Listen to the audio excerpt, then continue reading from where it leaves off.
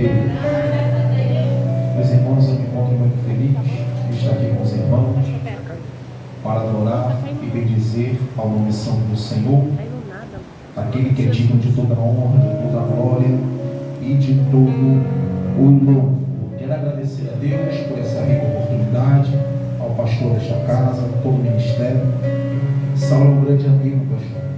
Saulo é um grande amigo, grande pregador da palavra de Deus. Meus irmãos, abra sua Bíblia no Evangelho de Jesus, mas quem escreveu foi João, no capítulo de número 6, versículo de número 48.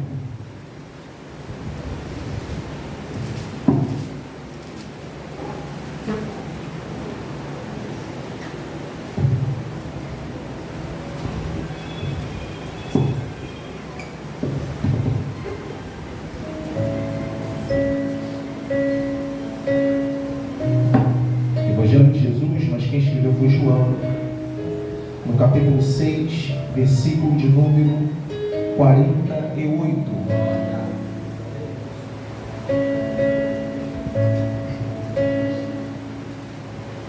Todos acharam? Amém. Eu sou o pão da vida.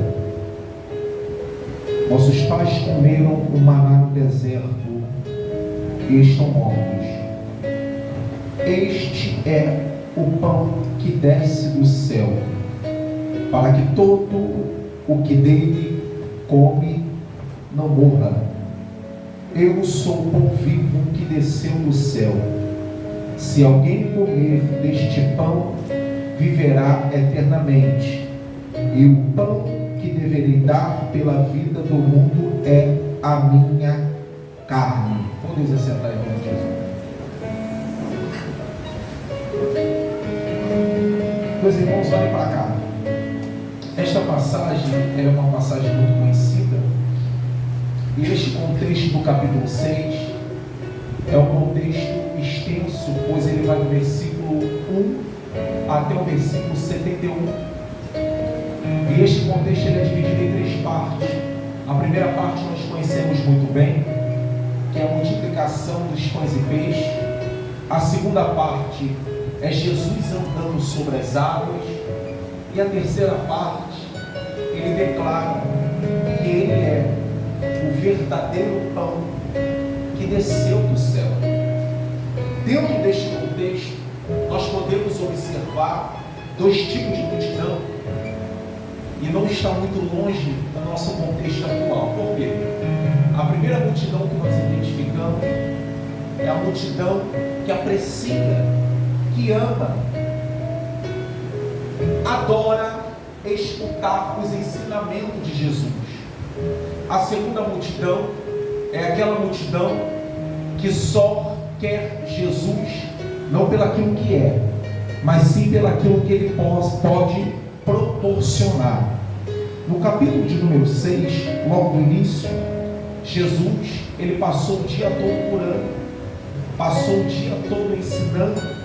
E é importante nós nos atermos algo aqui nesta tarde, que se é uma coisa que Jesus, ele amava mais do que fazer milagres, era ensinar a sua poderosa palavra. Chegou um determinado momento que Jesus agora, ele observa que a multidão está faminta. Jesus, por se preocupar com a multidão, ele vai fazer uma pergunta para o Filipe.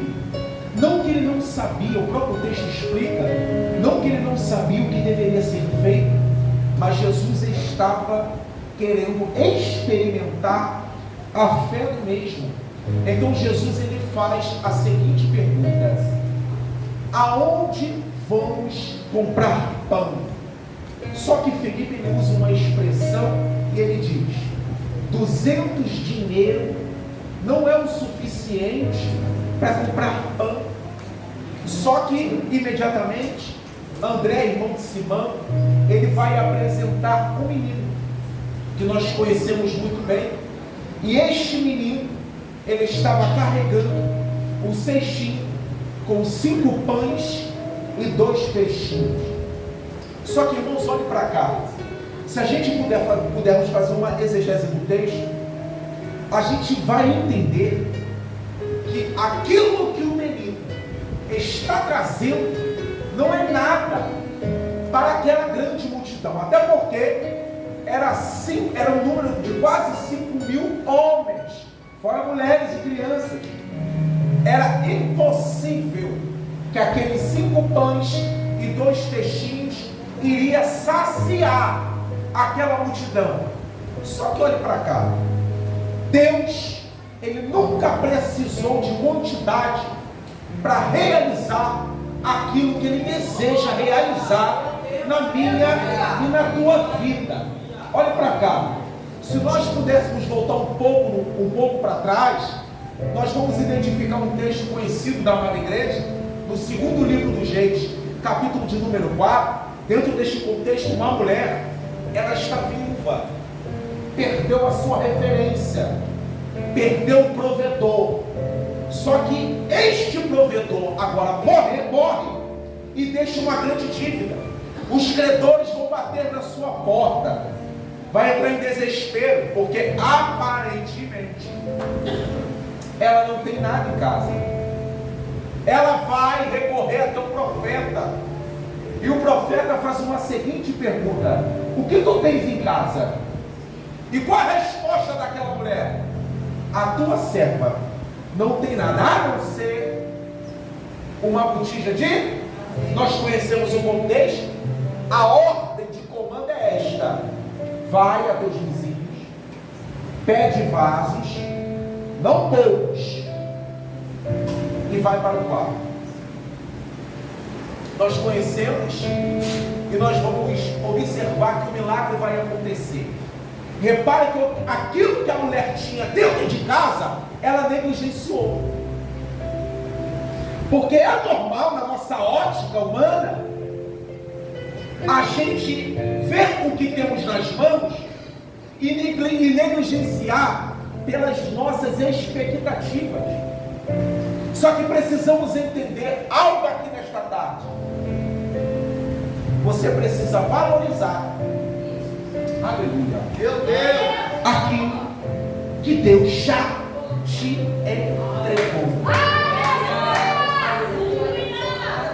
Porque quando buscamos algo externo, nós não estamos valorizando aquilo que Deus já nos entregou. É Deus dizendo para alguém nesta tarde, aleluia, valoriza aquilo que eu te dei. Preserva aquilo que eu coloquei na tua mão. Mas é pouquinho, não interessa. Oh, glória a Deus. Deus, Ele não age na minha e na sua expectativa. É por isso que eu gosto do apóstolo Pedro, escrevendo a sua 2ª carta, no capítulo 3, versículo de número 8. Ele vai nos fazer entender que o tempo de Deus não é o nosso tempo, e a vontade dele não é nossa. Porque ele diz: meus irmãos, não ignoreis uma coisa: um dia para Deus é como 1000 anos, e 1000 anos para Deus é como um dia. E o apóstolo Paulo escreveu na carta aos Romanos, no capítulo 11, versículo de número 36, ele diz: porque dele, por ele, para ele são todas as coisas, glória pois a ele eternamente, amém. Tá pouco? A glória é para ele, aleluia.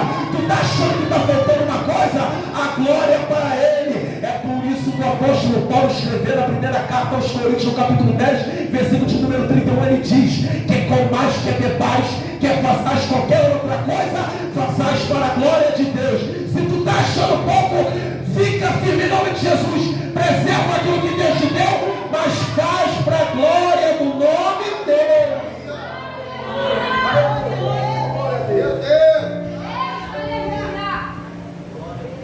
E sabe o que me chama a atenção dentro deste texto?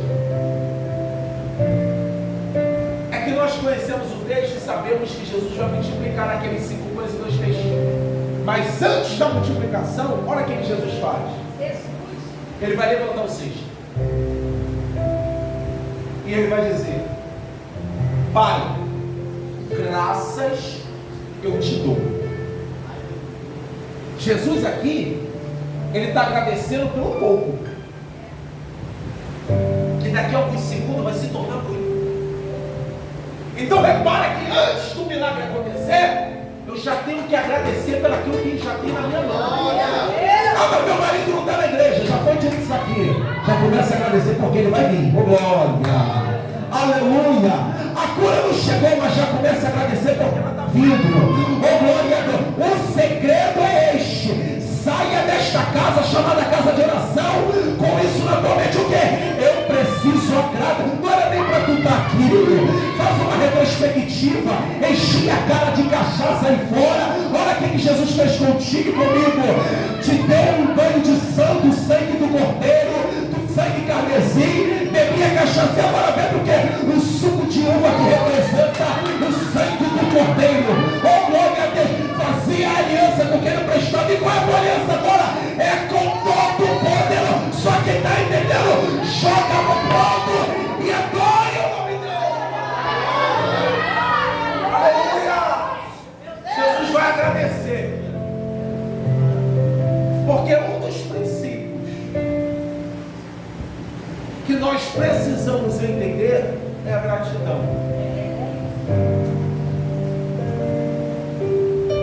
Tem muita gente ingrata, e pastor de igreja sabe disso. Tem muita gente ingrato. É por isso que tem muita gente que não pode receber muito. É por isso que entra ano e sai ano, tem pessoas que continuam na mesma. Porque não é fiel no pouco. Se não é fiel no pouco, Deus não vai te colocar tudo. Então é necessário eu agradecer pelaquilo que Deus me... Aleluia. Meu Deus. Aleluia. A multiplicação vai acontecer. Jesus vai passar para os discípulos. E os discípulos vai passar para o povo. E tem algo interessante aqui dentro deste texto, eu como de Bíblia, me faz lembrar lá no livro dos Gênesis, capítulo 37, 38 de genealogia, pula para 39. Por quê? Porque aquilo que Deus vai liberar sobre você vai alcançar quem está do teu lado. Agora olha para cá. Aleluia. Não é porque quem está do teu lado merece. Jesus de Nazaré. É porque a bênção está sobre você. É por isso que Deus, quando faz um chamado na vida de Abraão, Deus fala: "Sê tu uma bênção". Olha para cá. A bênção não está condicionada a território. Eu sei que isso já se tornou comum a nós falarmos: aquela igreja é uma bênção, o meu trabalho é uma bênção. Mas o teu trabalho não é uma bênção. A tua igreja não é uma bênção. A tua igreja só é uma bênção porque quem está aqui dentro é você. Me prova, te provo. Os irmãos de José no capítulo 37 vai vender eles para uma companhia dos ismaelitas. E os ismaelitas vai vender para o capitão de Faraó chamado Potifar. A Bíblia diz no capítulo 39 que quando José pisa na casa de Potifar, Deus vai fazer a casa de Potifar prosperar. Por quê? Porque Deus era com ele. Aleluia. É por isso que tem gente batendo cabeça, não está entendendo o que Deus faz na tua vida. Mas como pode? Aleluia. Está desempregado, mas está com o rosto de cabeça erguida. Está com a cabeça erguida. Aleluia. Marido foi embora, filho desviado, doença bateu na porta. Aleluia. Não tem nada da dispensa. Oh, glória a Deus. Aleluia. A casa não está embolsada por fora, está feia, mas está de cabeça erguida. E quando entra nessa casa, adora o nome santo do Senhor. Por quê?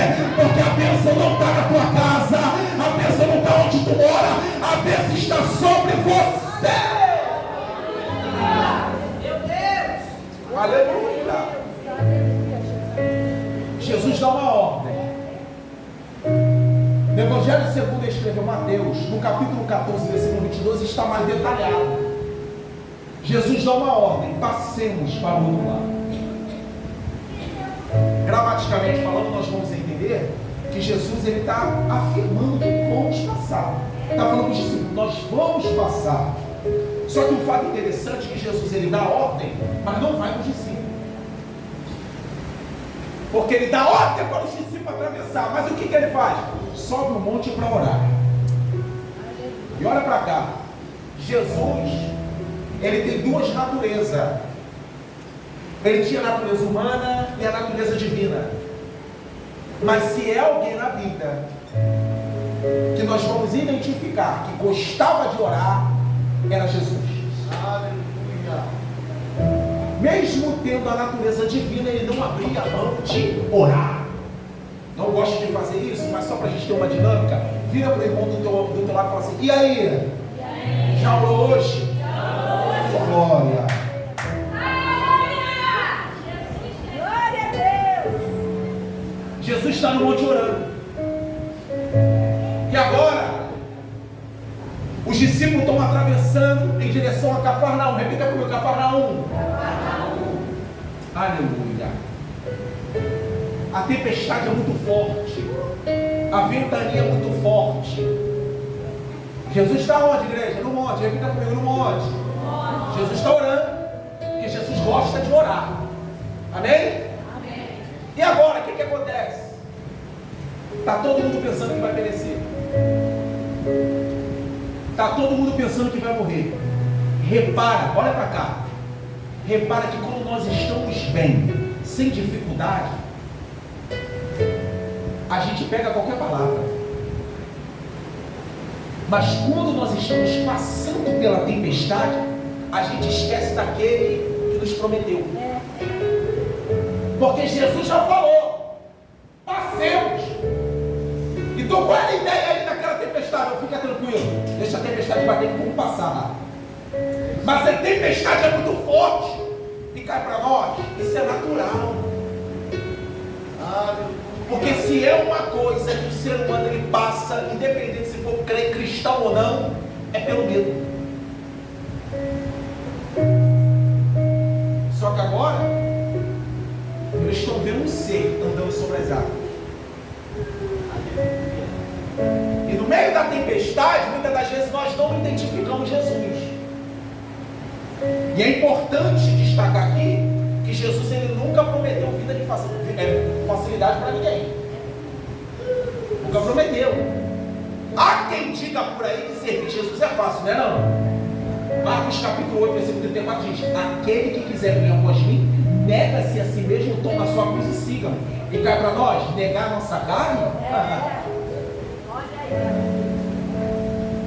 Só Deus sabe o que tu está passando dentro da tua casa, a luta que está na tua mente. Deu a paz do Senhor, mas só Deus sabe. O pau está quebrando, ninguém sabe. Só Deus sabe o que tu está passando. No meio da tempestade, muitas das vezes é difícil enxergar Jesus. Mas tem alguém que vai gritar no barco, é um fantasma.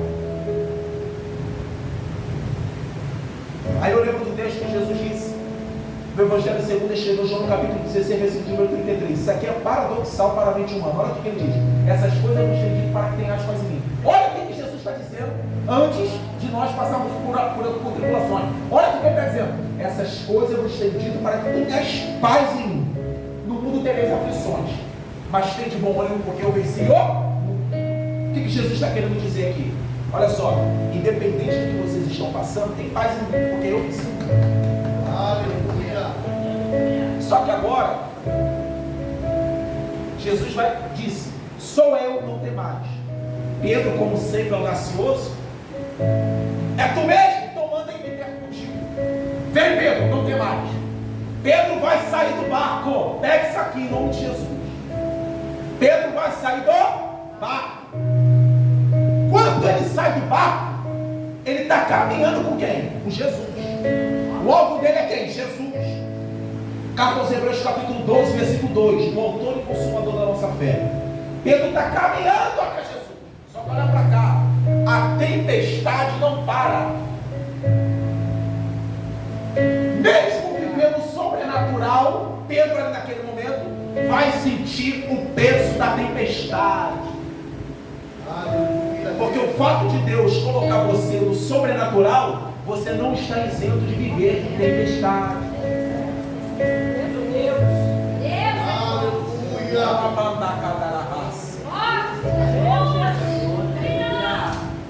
Eu tive um pastor, meu pastor, que ele falou para mim algo que me intrigou no momento que eu ouvi, mas ele disse: o povo para sofrer é o povo de Deus.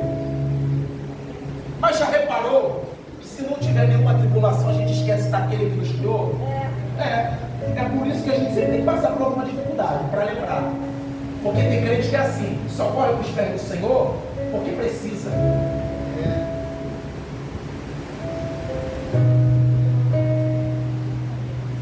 De estar desempregado. Eu conheço um pastor próximo que não consegue arrumar emprego de jeito nenhum. Porque quando a porta se abre, ele abandona. Então só vive na prova. Porque na prova, ele está aos pés de Jesus. Lembra de Abraão, Gênesis capítulo 22? Quando Deus fala assim para Abraão: me dá o seu filho, vírgula, tem o único filho a quem tu amas. Só que naquela altura do campeonato ali, Abraão não tinha um filho, Abraão tinha 2. Só que Abraão entendeu que quem Deus estava pedindo era Isaac, porque era o filho da prova. Só que olha para cá, Deus não estava querendo Isaac. Deus estava querendo o coração de Abraão. Porque enquanto Isaac não vinha, Abraão sacrificava.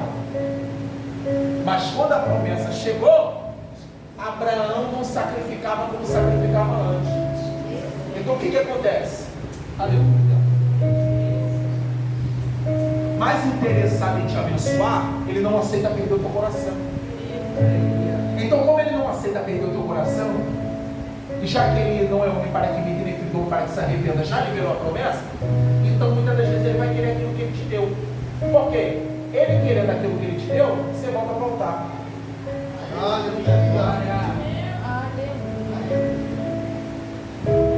A tempestade está forte. O vento está soprando. O que vai acontecer com Pedro? Vai afundar. Repita comigo. Afundou. Pedro afundou. Quando Pedro afunda, Jesus vai até a Pedro e vai fazer uma advertência. E ele vai dizer: homem de pequena fé, porque duvidaste. Mas o que ele vai fazer? Vai estender a...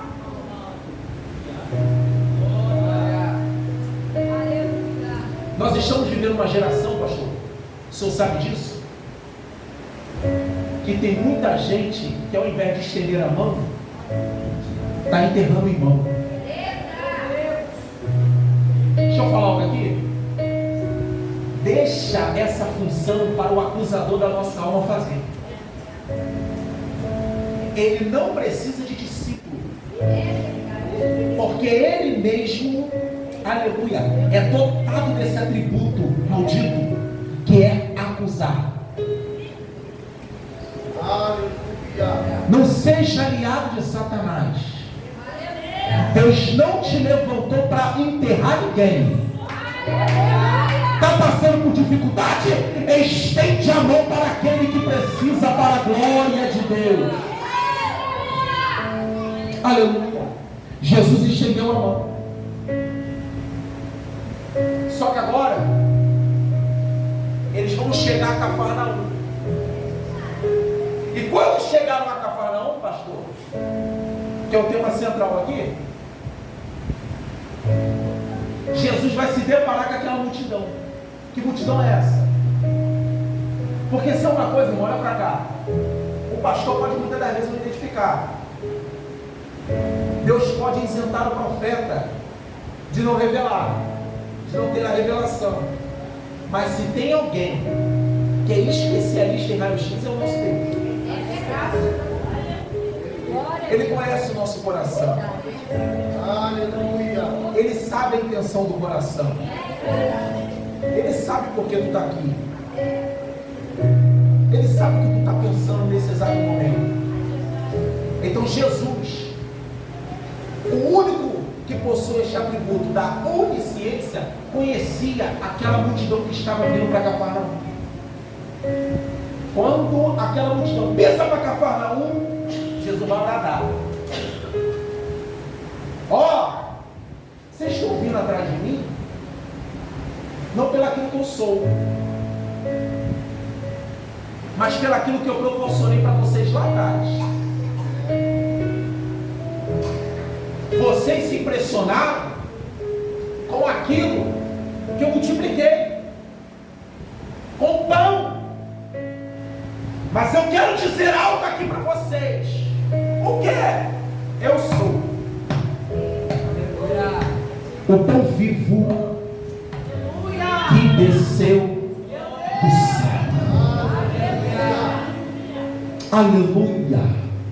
Talvez, oh glória a Deus, tenha alguém aqui nesta tarde que pensou que veio pelas suas próprias pernas. É por isso que eu gosto do texto que está inserido, Salmos 3, verso 5. O contexto quer dizer que Absalão está querendo matar o seu pai, Davi. Só que Davi entende, pastor, que Deus está cuidando dele. Aí ele diz: se eu deito, durmo, me levanto, é porque o Senhor tem me sustentado. Oh glória, tu pode levantar tua mão, aleluia, para adorar.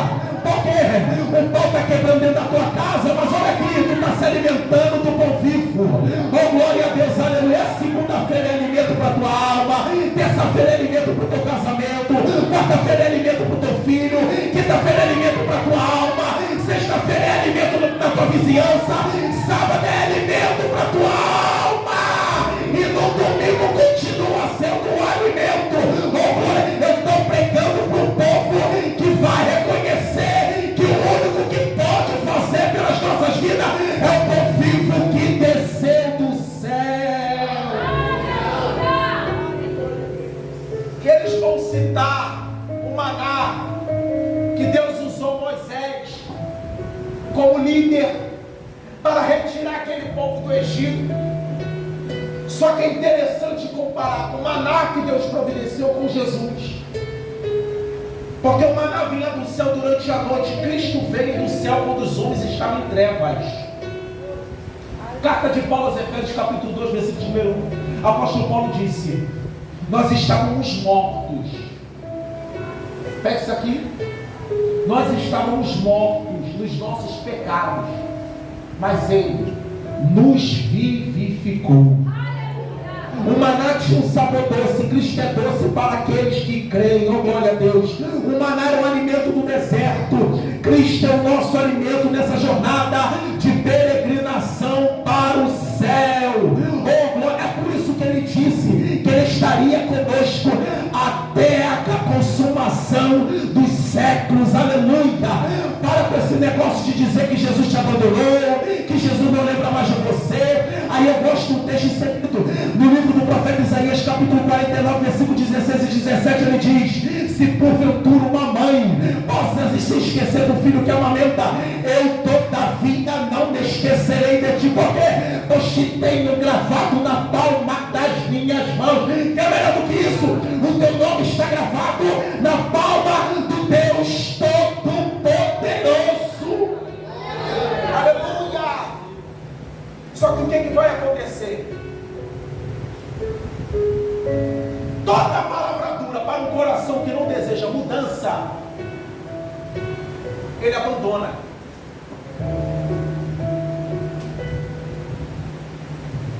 E se é alguém na Bíblia que pregou a palavra, até porque ele era a própria palavra, no Evangelho segundo escreveu João no capítulo 1, no princípio era o Verbo. E o Verbo era Deus, e o Verbo estava com Deus, e nada do que foi feito sem Ele. No Evangelho segundo escreveu João, no capítulo 15, versículo 5: sem mim, nada podeis fazer. Jesus é a própria palavra. Se é alguém que ministrava palavra pura, era Jesus. Aleluia. E a palavra, a ministração não era chave de carne. A ministração não é eu vou te dar, o gigante vai cair. Não.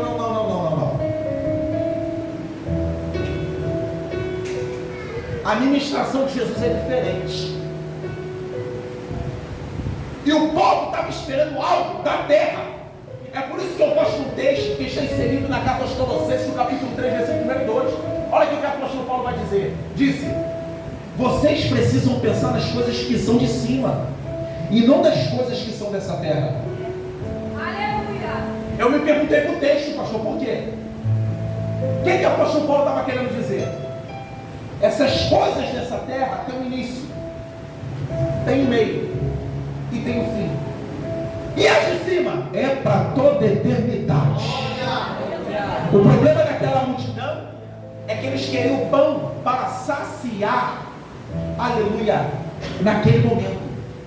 E Jesus estava querendo que eles apreciassem o pão que iria gerar vida eterna. E quem se embaraça com as coisas desse mundo, quem se apega com as coisas desse mundo, nunca vai estar preparado para receber o pão vivo que desceu do céu. É por isso que precisamos buscar o alimento que permanece. Aleluia! Oh, glória a Deus! A palavra vai ser dura. Eles não vão aceitar a palavra de Jesus, porque estamos vivenciando uma geração que só quer. Quer ver uma coisa, pastor? Eu sou nascido, criado no Evangelho, aos trancos e barrancos. Às vezes a gente puxa para um lado, puxa para o outro, mas Jesus é bom. Eu aprendi na minha infância que quando eu vou para a igreja, eu vou para a igreja para receber a minha bênção. E quando eu não posso ir para a igreja, perdi a minha bênção. Eu vou para a igreja para receber a minha vitória. E quando eu não vou, perdi a minha vitória. Mas irmão, olha para cá. Aonde que está na Bíblia que a igreja é o local de receber bênção?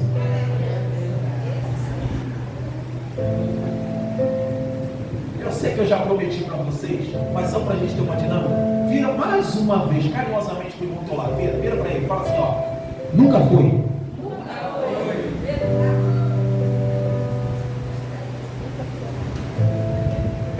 Lembra que o apóstolo Paulo disse? Olha só, vocês precisam prestar um culto racional, um culto com entendimento. Quem presta algo para alguém, ele não está querendo nada em troca, ele está entregando. Então quando entramos pelaquela porta ali, eu não tenho que querer, eu tenho que entregar. E às vezes eu quero dizer que eu não tenho bênção dentro da igreja. Quem disse isso? Eu não disse isso. Só que o primordial para entrar aqui nessa casa chamada casa de oração não é receber, é entregar. Quem veio entregar? Quem veio? Quem veio? Quem veio adorar? Quem veio adorar? Está passando por um momento de dificuldade, enfermidade, mas está aqui entregando. Está desempregado, mas está aqui entregando. Não sabe nem o que eu estou passando, mas eu vim aqui deixar tudo no altar. Levanta a mão e adore o nome dele. Oh, glória. E se não recebemos a bênção aqui, vamos receber na glória. Lembra de Enoque? Livro do Gênesis, capítulo 5, versículo 22. E Enoque, depois que gerou Matusalém, andou 300 anos com Deus e não se viu mais, porque Deus para si o tomou. Dentro deste contexto aqui, Enoque vai ser transladado, raptado, arrebatado, tirado com força.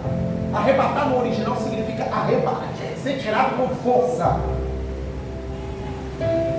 Enoque vivia num contexto totalmente desfavorável para ser fiel a Deus. A idolatria estava muito grande. O povo só estava pecando. E o que Enoque estava fazendo? Andando com Deus.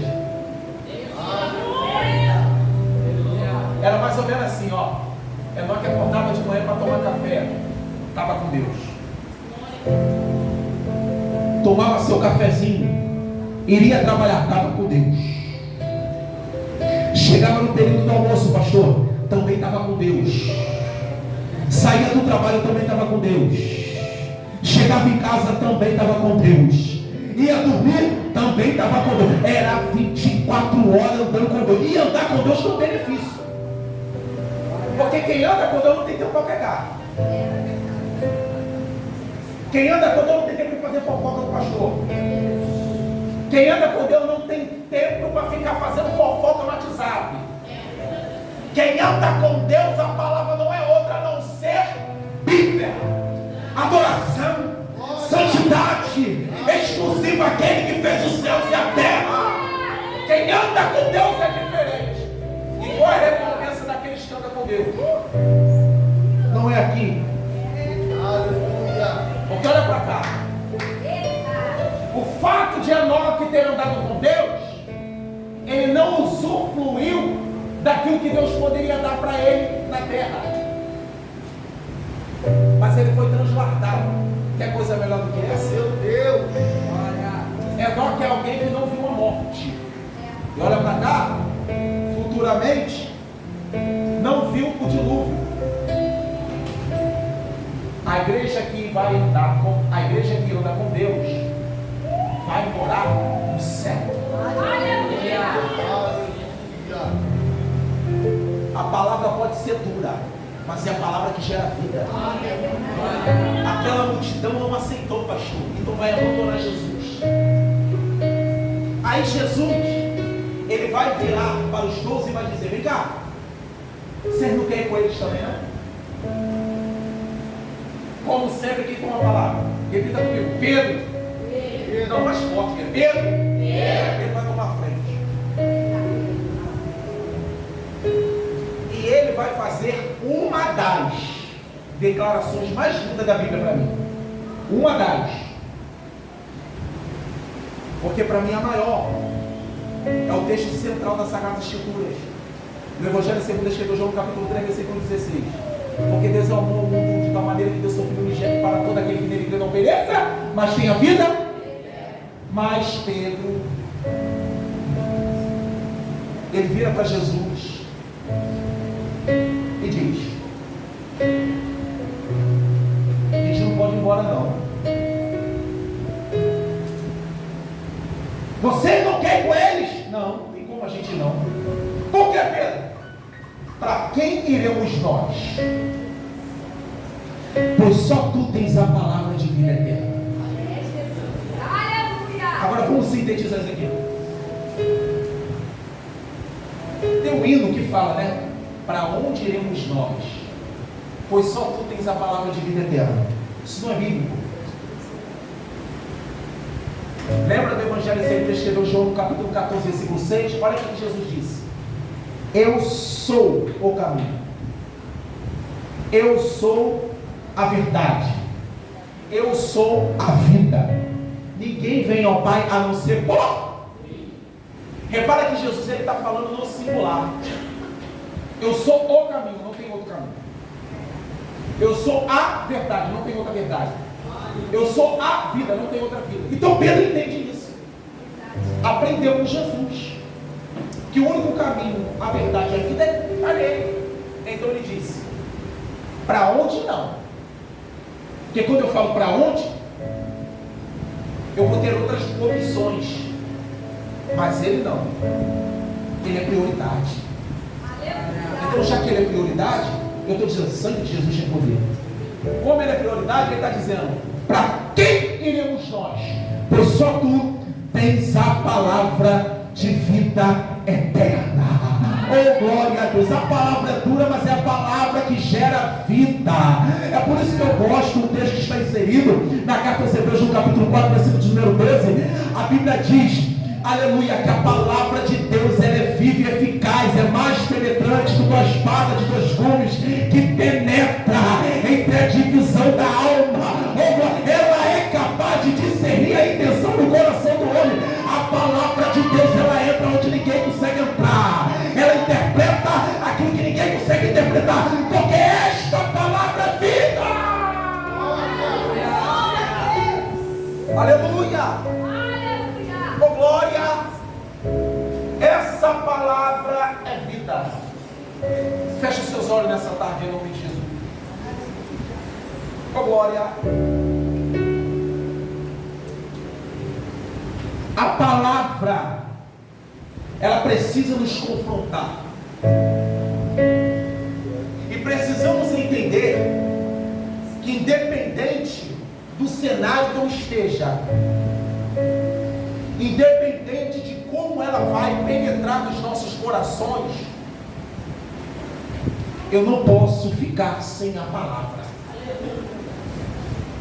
Eu não posso ficar sem a presença. Eu gostei muito quando a pastora falou que ela não esperou chegar aqui para ter a presença, ela veio acompanhada. É por isso que Moisés, pastor, ele disse para Deus: Deus está virado do povo. Por amor a Moisés, Deus vai preservar o povo, porque a intenção de Deus ali naquele momento ali era matar, porque o povo ruim era o povo de Israel. Aí Deus vira para Moisés e diz: olha só, eu vou mandar um anjo diante de vocês. Aí Moisés: coisa nenhuma.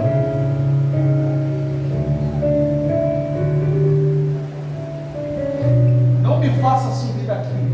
Aleluia. Se a tua presença não for conosco,